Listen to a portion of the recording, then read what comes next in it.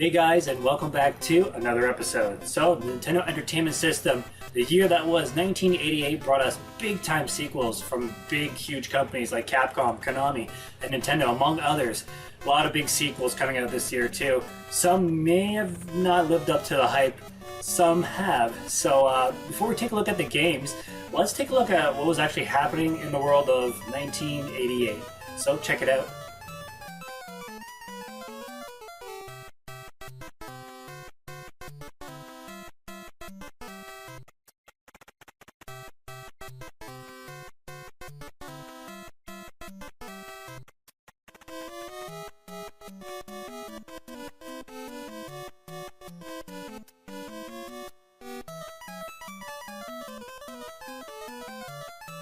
Wow, that was some cool stuff, eh? Especially that Stanley Cup. I think that was like the third or fourth time that the Edmonton Oilers won like a row. Freaking awesome dynasty. But anyways, that's me being a Canadian, by the way. But anyways, enough about that. So, the games, the big time sequels, and hey, what better way to kick it off than with Nintendo's highly anticipated sequel to Super Mario Brothers 2. Let's kick things off. We kick things off with a doozy of a sequel. Super Mario 2 had major hype. How could you top the original? Well, you all know the story by now. The game we know and love, well, some of us, was actually a game called Doki Doki Panic. It had an Arabian theme and, well, you all know that. I think some felt that the original was far superior, and I see their point. But I always liked the game. Great music, nice graphics, 4 playable characters, tons of level secrets, it's all good stuff. SMB2 is a staple in any NES collector's library. Plus you can play as Toad and Peach. Neat. An offering by Ultra Konami, Metal Gear was probably the sleeper hit of the year. Before Solid Snake on the PS1, we had good old Dave on the Nintendo.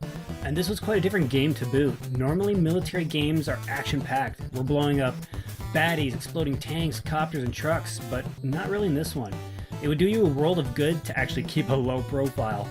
Sneaking around avoiding direct contact with your enemies was the weapon of choice. An unusual thing to get used to for sure, but at times it's kind of frustrating. Getting good at it, it's just so fulfilling. Man, what a great game. Double Dragon raised ire and frustration of parents around the world long before Mortal Kombat was even conceived. Ported over from the stellar arcade version, the NES copy was vastly different. Platforming bits were added. Jimmy Lee was the last boss. A 2-player versus mode was introduced as well, and you had to earn your moves by earning experience points. The game started a wonderful franchise that has sorely been put on the back burner for a decade plus, and yes, I don't count Double Dragon Neon. I'm not sure if Nintendo was sleeping at the switch in terms of their sensors, but I'm glad that they did. Bionic Commando is probably the most hardcore game on the Great Machine. Swear words, blood and guts, as well as a man that kinda looks like Hitler were left into the game. Putting that stuff aside, you had a great action platformer with your guy that couldn't even jump. Heresy, I know, but the use of the grappling arm set this game so far apart from the other standard military games. It's not even funny. Oh, some awesome games there, yes. We just whet the appetite really. A lot of great other games, a lot of stellar games coming up for you.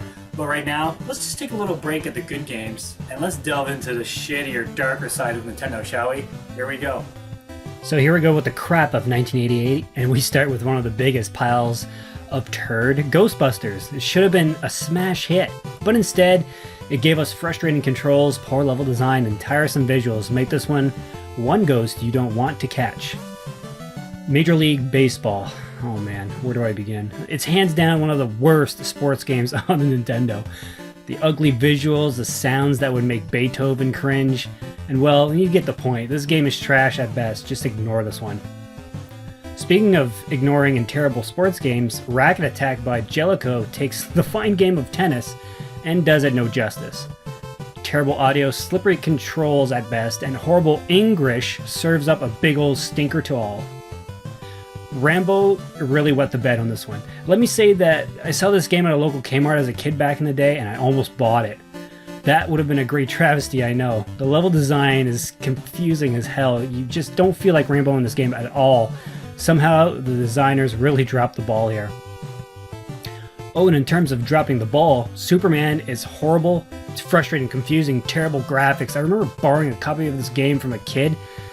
Oh, I tried to give this game a chance and I just hated it. I mean, it had Superman in it, man. How could you mess up Superman? Oh well, they found a way and it was just horrible. Avoid this game. Thankfully, we head back to the realm of good games here. Contra is the leading force in run-and-gun games. Konami did up one of the best action soundtracks of all NES games. Quote me on that, folks. The intro alone is a great homage to action movie aficionados. The brutal but fair difficulty had players baffled at times. Good thing there was an inclusion of a 30 life code, which is now the infamous Konami code. And shame on you if you didn't know. I know you knew that stuff. It had a stellar 2-player co-op that is just... It leaves you frustrated, but having a lot of fun, life after life after life. Contra, stellar. I think a lot of video game players were waiting on Castlevania 2 with bated breath. Would it be as hard as the first? Would we get new weapons, maybe new bosses, improved sound and graphics? Well, yes and no. Like SMB2, Konami took the second Vampire Slayer and did something kinda new. It was now a cryptic action RPG. Weird, I know. But for all of its shortcomings, like the fact you can avoid certain bosses, hints that weren't very helpful, a big adventure to navigate and get lost, a day and night system that had an annoying box text thing going on, well, you get the point. The game is still great, and an even greater challenge without a map or a guide. Try that sometime.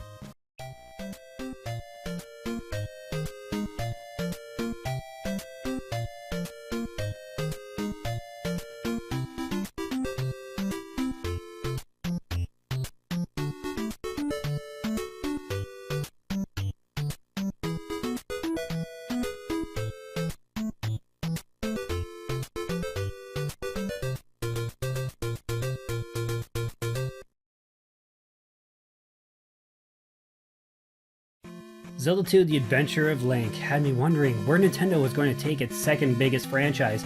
A new land, a new big bad enemy, the return of Ganon. Many questions, good questions that I thought of as a lad. And much like the other sequels I mentioned, it seems Nintendo went with another totally different direction. One that I'm kinda glad they did. The Adventure of Link may not have been as open-ended as the original, far from it. But it was a direct sequel stemming from the first game and having you rescuing the Princess Zelda again. You got side view action levels as well as a limited overworld screen that we kind of came accustomed to in the first one. But I love this game. It's my second favorite Zelda game, mostly because it tried many new things. But, you know, it is the black sheep of the family. Oh well, it was still a big money-making game for Nintendo, and it made me happy, so there. Again, thanks for tuning in to another chapter of the Class of series. I hope you enjoyed this little look down memory lane, and tell me in the comments section below what were some of your favorite games I listed. Take care, and in the meantime, in between time, and as always, For those about to retro, we fucking salute you. Take care, guys.